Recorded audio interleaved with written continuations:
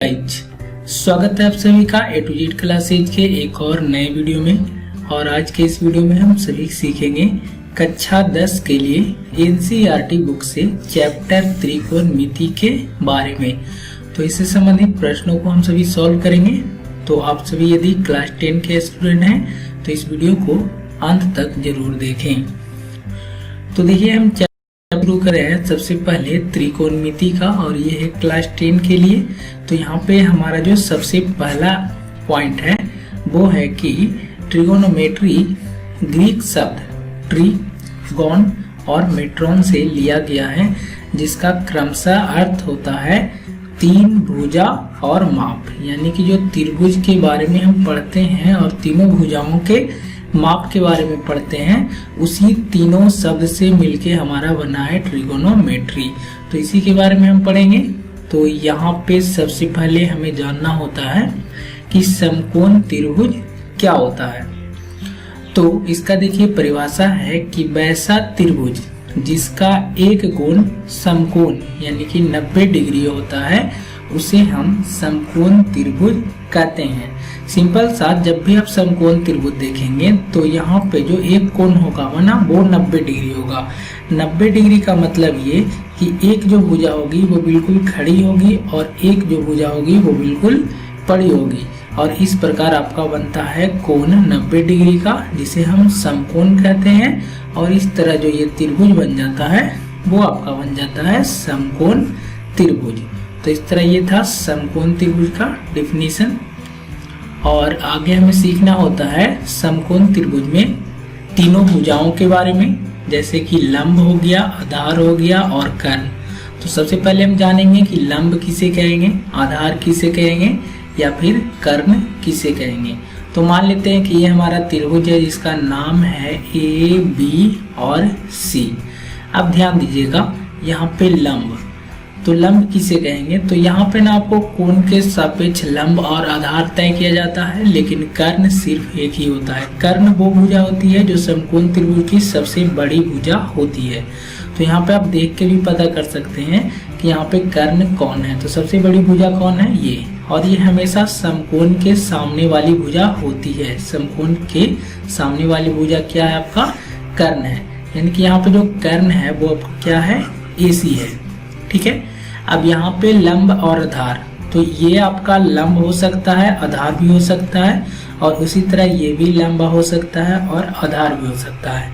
ये आपके कोण के सापेक्ष निर्भर करता है। तो यहाँ पे यदि हम कोण C को लेकर चलें कि आपका जो यहाँ पे कोण दिया हुआ है वो ये थीटा दिया हुआ है, तो यदि कोण C के सामने, तो इसके सामने वाली भुजा क्या होगी, लंब होगी। यदि कोण C के सापेक्ष लेंगे तो ये लंब होगा, और कोण C के सापेक्ष लेंगे तो ये भुजा क्या होगी, आधार होगी। तो यहाँ से आपको कोण C के बारे में पता चल गया। यदि हम कोण A के सामने, यानी ये वाला कोण थीटा है और इस कोण के सापेक्ष हमें निकालना है, तो इसके सामने आपका क्या है, ये वाला भुजा है, ये आपका हो जाएगा लंब, और कोण A से जो सटा हुआ भुजा रहेगा वो हो जाएगा आपका आधार। तो इस तरह लंब और आधार डिफरेंस हो सकता है कोण के सापेक्ष, लेकिन कर्ण हमेशा सेम ही रहेगा, समकोण त्रिभुज की सबसे बड़ी भुजा। तो यहाँ पे हमें सीखना होता है त्रिकोणमितीय अनुपात। तो यहाँ पे त्रिकोणमितीय अनुपात दिया हुआ है, साइन थीटा लंब बटा कर्ण होता है, उसी तरह कॉस थीटा आधार बटा कर्ण होता है, और टेन थीटा लंब बटा आधार होता है। तो ये जो मेनली तीन फॉर्मूले होते हैं जो आपको याद करने होते हैं। यहाँ पे आपको ध्यान रखना है कि जब तीन फॉर्मूले आप याद कर लेंगे तो बाकी के तीन फॉर्मूले आप उसके उल्टे करके निकाल सकते हैं। तो साइन थीटा का उल्टा होता है कॉसेक थीटा, कॉस थीटा का उल्टा होता है सेक थीटा, और टेन थीटा का उल्टा होता है कॉट थीटा। तो उसी तरह ये साइन थीटा का यदि लंब बटा कर्ण होता है तो इसका उल्टा हो जाएगा कॉसेक थीटा का कर्ण बटा लंब। यानी कि आप याद रखेंगे सिर्फ तीन ही, और बाकी जैसे कॉसेक का पूछा जाएगा तो आप साइन का उल्टा कर देंगे, कॉस का पूछा जाएगा तो उसको सेक का पूछा जाएगा तो उसको हम कॉस का उल्टा कर देंगे यानी आधार बटा कर्ण, और कॉट का पूछा जाएगा तो ये हो जाएगा आपका टेन का उल्टा यानी कि आधार बटा लंब।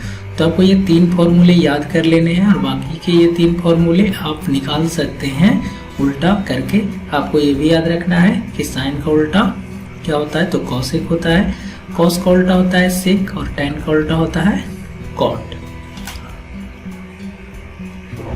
तो आपको सेम चीज यहाँ पे बता दिया गया है कि साइन थीटा बराबर हो जाता है 1/कॉसेक थीटा, यानी सीधा सीधी कहें तो उल्टा साइन थीटा बराबर 1/कॉसेक थीटा, कॉस थीटा बराबर 1/सेक थीटा, ठीक उसी तरह, और टैन थीटा बराबर 1/कॉट थीटा, जैसा कि आपने सीखा। और इस सभी आपका काम करेगा समकोण त्रिभुज में ही। तो अब आपका आ जाता है सबसे इम्पोर्टेंट पॉइंट, पाइथागोरस प्रमेय, यानी कि पाइथागोरस प्रमेय किसे कहते हैं। तो देखिए पाइथागोरस प्रमेय क्या है कि किसी समकोण त्रिभुज में सबसे बड़ी भुजा का वर्ग अन्य दो भुजाओं के वर्गों के योग के बराबर होता है। तो सबसे बड़ी भुजा, सबसे यहाँ पे ध्यान दीजिएगा कि समकोण त्रिभुज है और इसमें सबसे बड़ी भुजा क्या होती है, तो कर्ण, यानी कि कर्ण का जो वर्ग होता है वो अन्य दो भुजाएं, अन्य दो भुजा क्या होती है, लंब होती है और आधार होती है। जैसे कि इस त्रिभुज का यदि हम एग्जाम्पल लें और इसका नाम दें ए बी और सी, तो हमारा कोण बी समकोण है, तो ये वाला सबसे बड़ी भुजा क्या है, कर्ण है। ठीक है, कोने के सापेक्ष लेते हैं तो मान लेते हैं कि ये वाला लंब है और ये वाला क्या है, आधार है। ठीक है, तो यहाँ पे क्या कह रहा है कि सबसे बड़ी भुजा का वर्ग यानी कर्ण का वर्ग, यानी कि हम कहें कि AC का स्क्वायर बराबर क्या होगा, लंब का स्क्वायर और प्लस आधार यानी कि AB का स्क्वायर। तो इसी तरह AC स्क्वायर बराबर लिख सकते हैं BC square plus AB square. तो यही हो जाता है पाइथागोरस प्रमेय। इसको हम और विस्तार से सीखेंगे आगे आने वाले चैप्टर में कैसे इसका उपयोग करना होता है। तो यहाँ पर आपका पाइथागोरस प्रमेय का पहला प्रश्न है कि यदि tan A बराबर 3/4 हो तो कोण A के अन्य त्रिकोणमितीय अनुपात ज्ञात करें। ध्यान दीजिएगा कि tan A के बारे में बात कर रहा है। तो यदि एक हम त्रिभुज ले लें जो कि आपके सामने है, तो इसको यदि हम इंडिकेट करें त्रिभुज A B और C, ठीक है, तो tan A बराबर क्या दिया हुआ है, 3/4। तो कोण के अन्य त्रिकोणमितीय अनुपात पूछ रहा है। तो A हमारा यानी इस कोण के सापेक्ष दिया हुआ है, तो इस तरह इसके सामने ये क्या हो जाएगा, लंब हो जाएगा, ये क्या हो जाएगा, कर्ण हो जाएगा, और ये क्या हो जाएगा, आधार हो जाएगा। तो हम इसको सॉल्व करेंगे।